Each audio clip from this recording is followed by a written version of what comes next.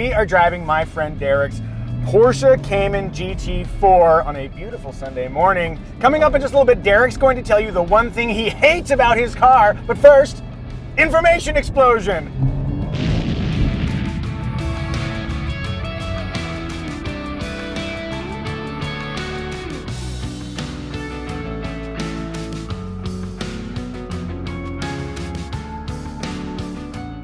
What is the Cayman GT4?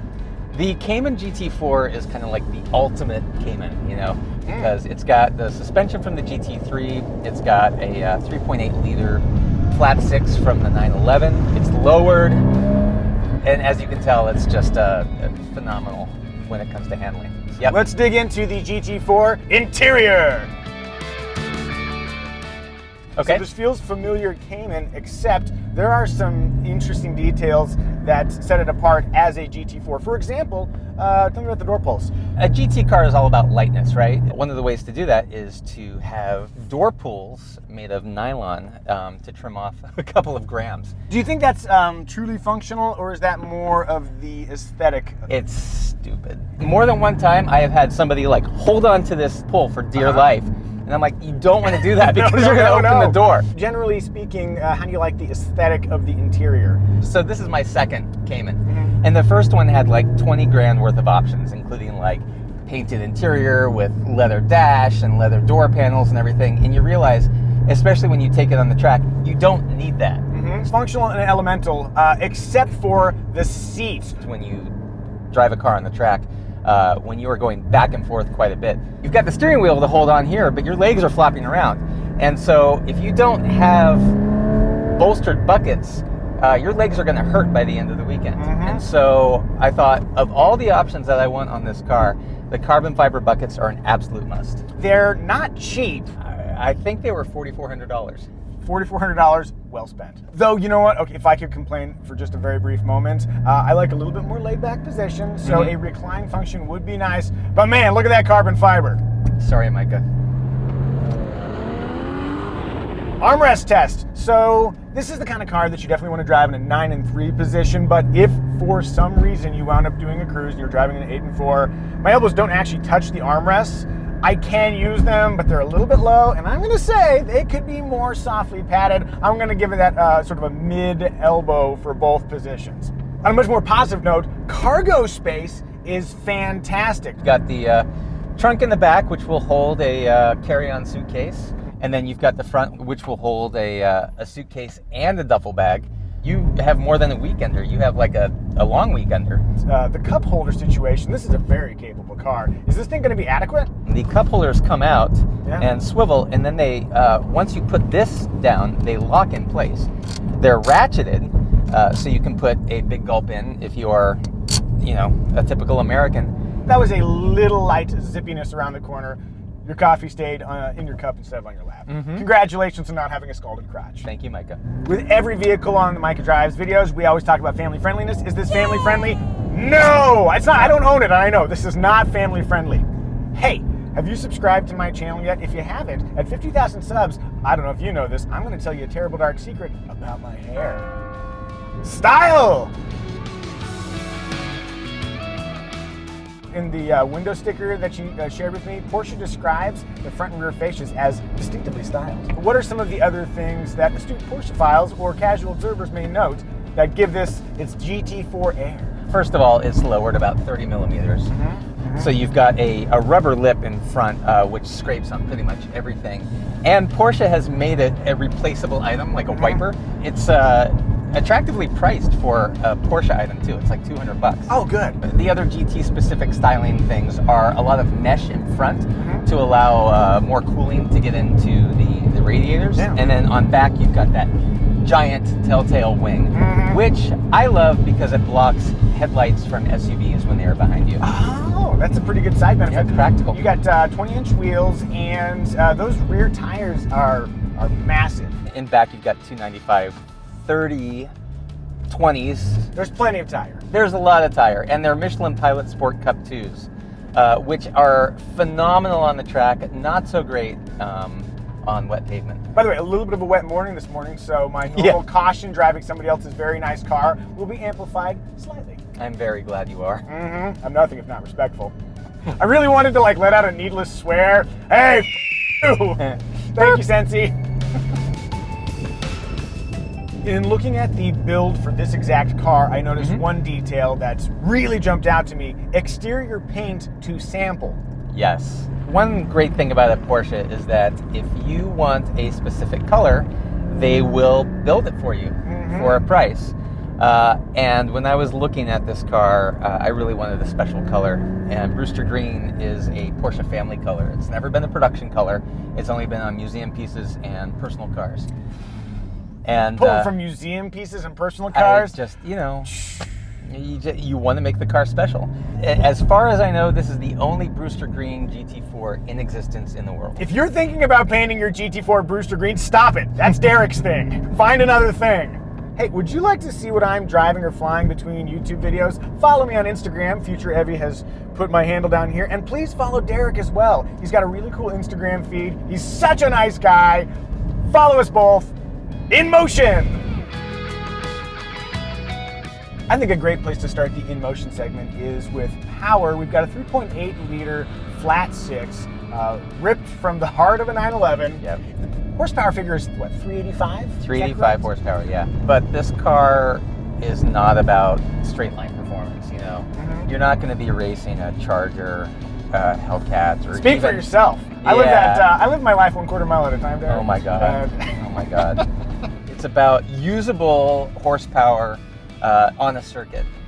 Nonetheless, I'm at a stop and there's nobody coming. Needless full throttle. Yeah, I stalled it, yes! Oh no! Oh God, that is such real life. You are not cutting this out. You are not cutting this out. I'm not. Micah drives, just stalled the Porsche Cayman GT4. Micah drives. Needless full throttle. Micah stalls.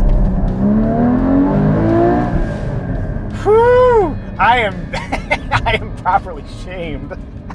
I really think you should rename your channel Micah Stalls. Oh God. That'll be the offshoot when we do the second channel. Oh God, that could not have been better. Oh. So, this is really more about balanced performance, not about pulling in straight lines. Correct. That said, you've tracked this plenty. Yes. In a track environment, how do you find the balance between cornering ability and power? I don't need any more horsepower. You know.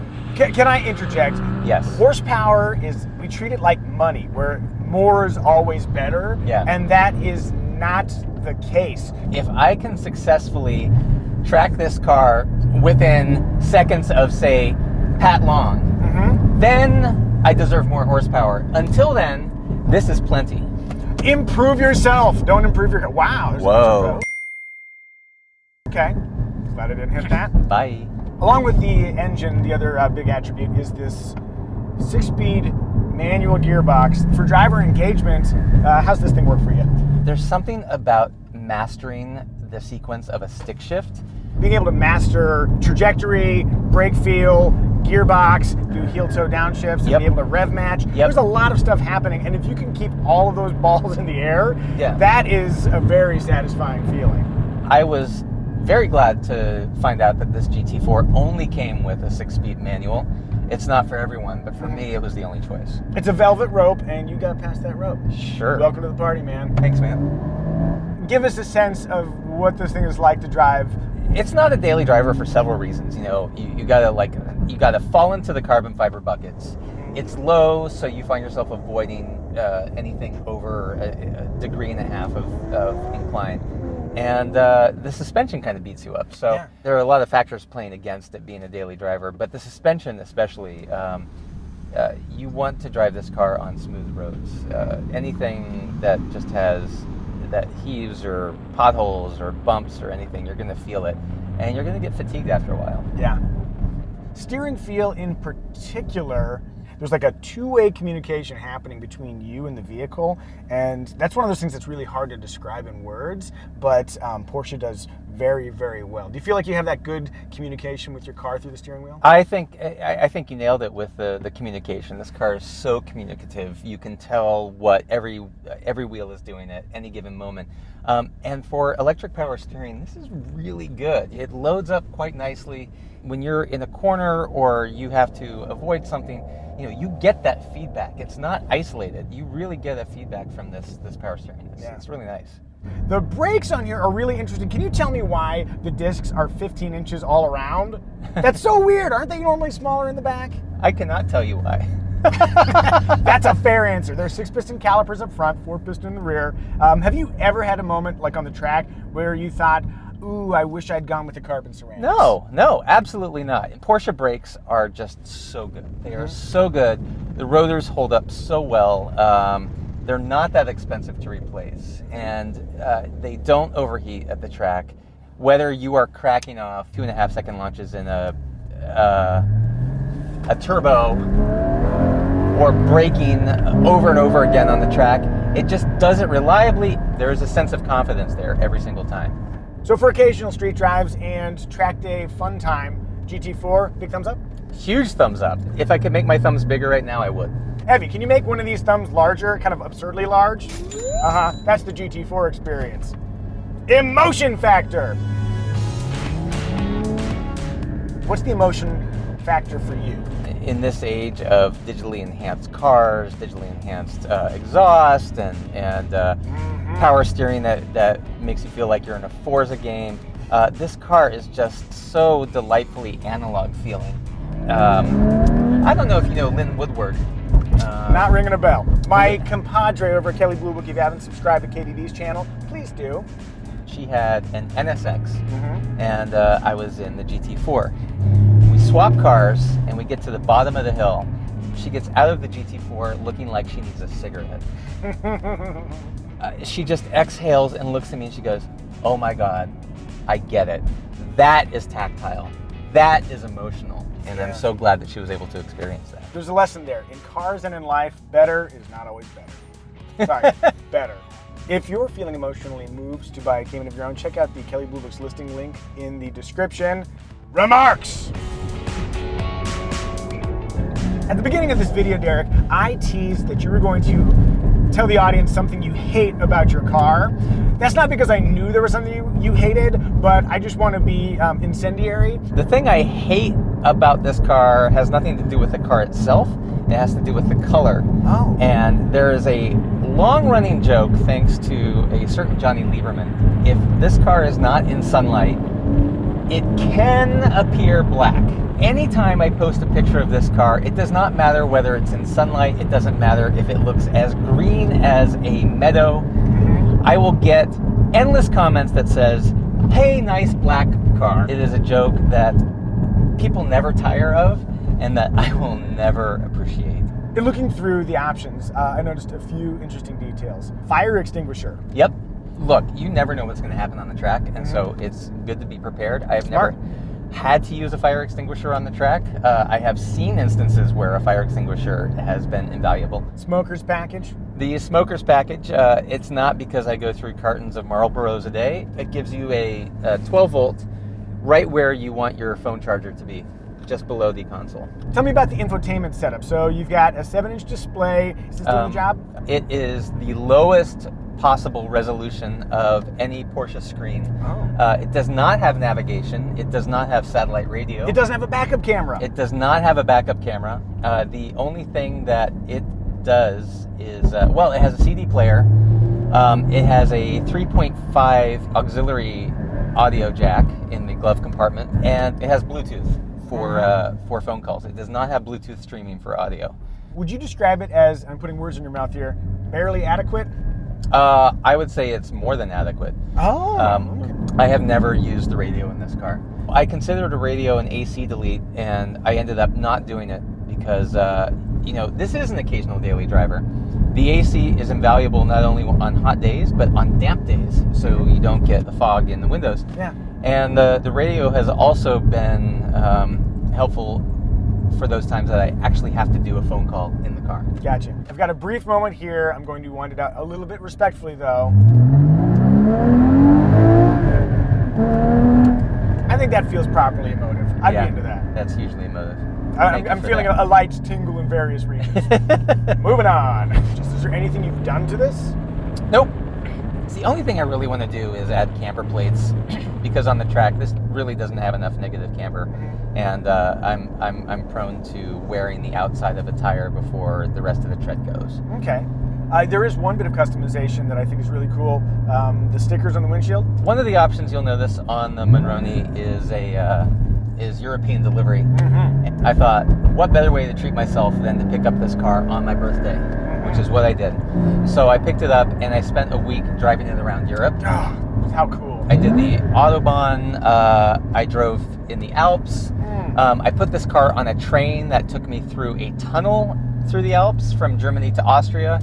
I drove on the highways in Austria in which you need a toll sticker. So that's one on the windshield, and then I went from Austria to the Czech Republic and got another toll sticker. Yeah, I want to do European delivery for everything I buy, even if it's not built in Europe. Yeah.